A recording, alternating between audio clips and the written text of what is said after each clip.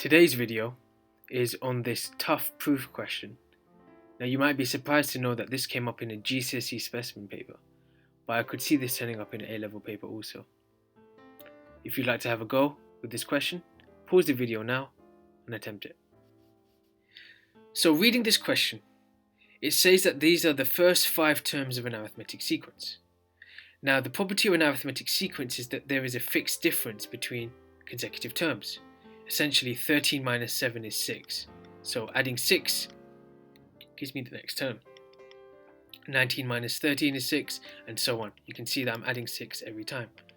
And so the nth term for this sequence will be 6n plus 1. And if you don't see that, well, if I write 6n, the nth term for 6n will be 6, 12, 18, so on, multiples of 6. And if I add 1 to each of these terms,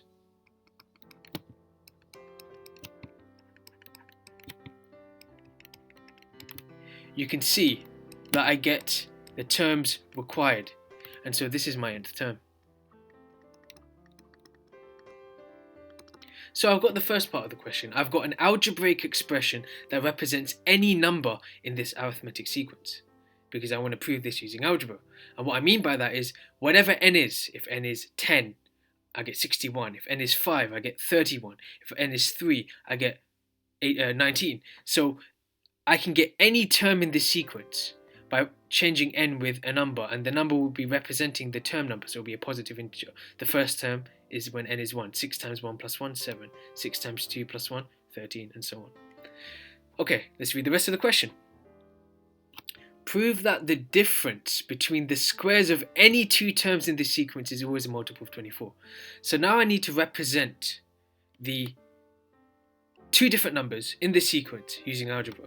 Now I can represent one with 6n plus 1, but I need another algebraic expression to represent a completely different number. And so I'm going to use a different letter. It's going to look very similar to it. So it looks like 6n plus 1, but I've got 6n plus 1. Now the reason for that is n and m are free to be whatever positive integer they want to be. So n could be 10 and m could be 50. But n could also be 10 and m could be 5. It doesn't matter. And that means they can represent any 2 terms in this sequence depending on what n and m are. So just to clarify here, n and m are both positive integers. So this is the notation for positive integer. Kind of messed that up. Let me do that again. So positive integer looks like this. It's z, the line here, and a plus. Okay. So they're both positive integers. And now I want to work out the difference between the squares. And difference is subtraction and squaring is squaring. So the difference between the squares is 6n plus 1 all squared minus 6m plus 1 all squared. I want to show this is a multiple of 24. Now at this stage there is no way I can show this is a multiple of 24. So I need to do some work, some manipulation. So I'm going to expand this. 36n squared plus 12n plus 1 is the expansion of the first term, minus bracket 36m squared plus 12m plus 1. You might ask me, why did I put brackets on the second term, in the second expansion? Because I'm subtracting this whole thing, this entire thing. And so if I'm subtracting this entire thing, I must put brackets around it because I'm going to minus every single term. If I forget to do that, I might make the mistake of only subtracting the first term, and so I'm doing this.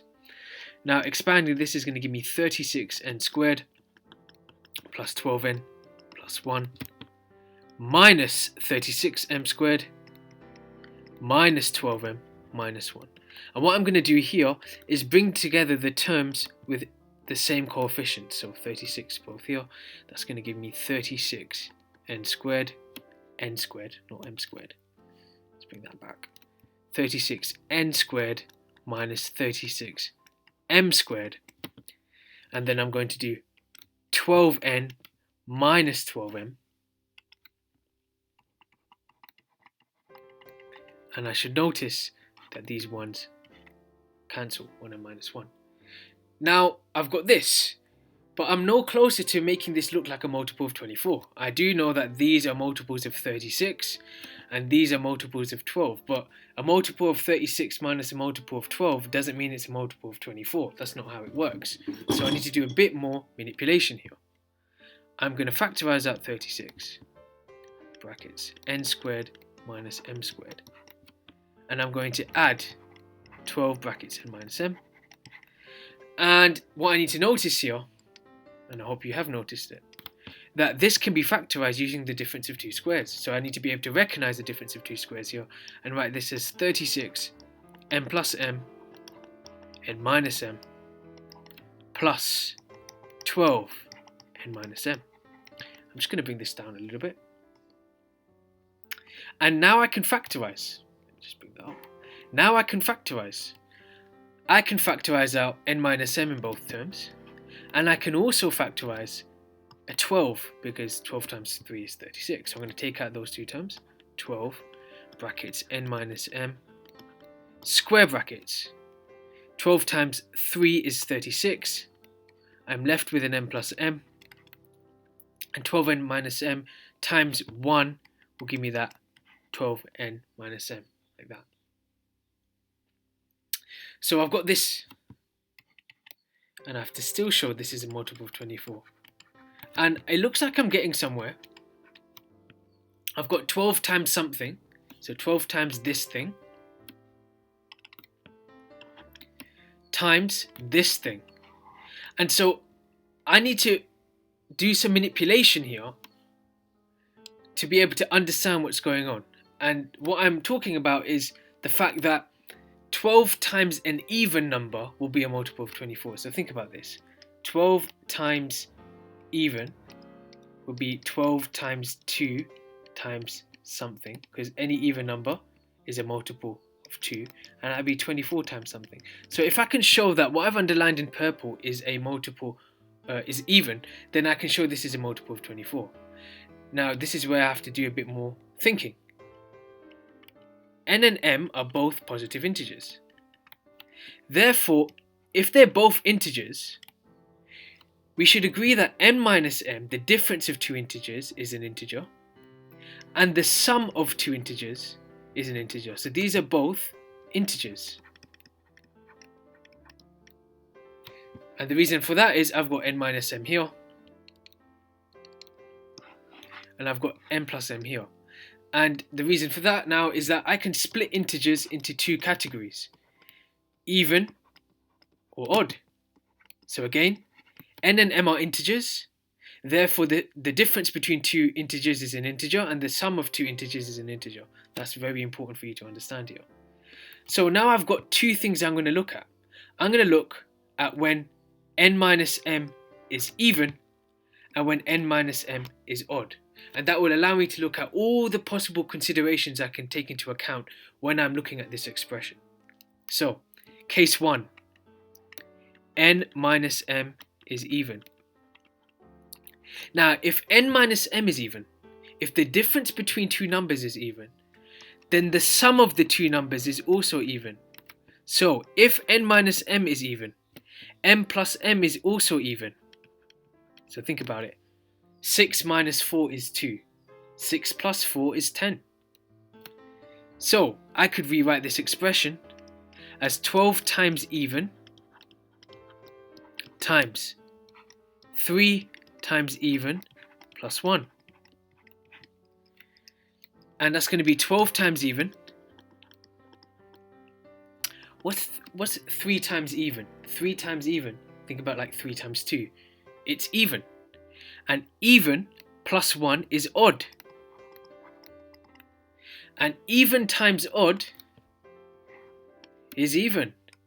So this is 12 times even.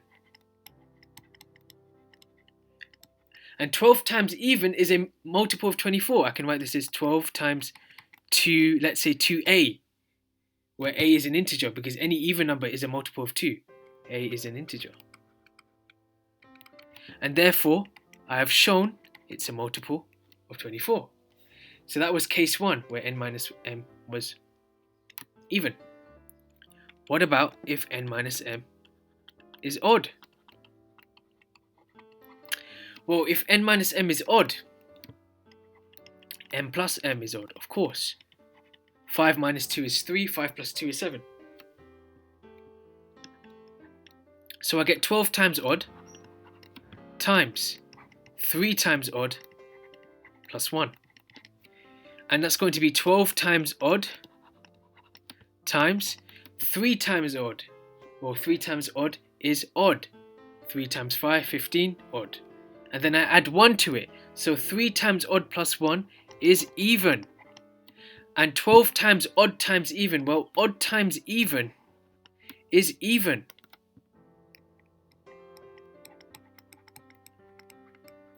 Which I can write as, let's say, 12 times 2b, because an even number is a multiple of 2, which is 24b. And let me just clarify, b is a integer.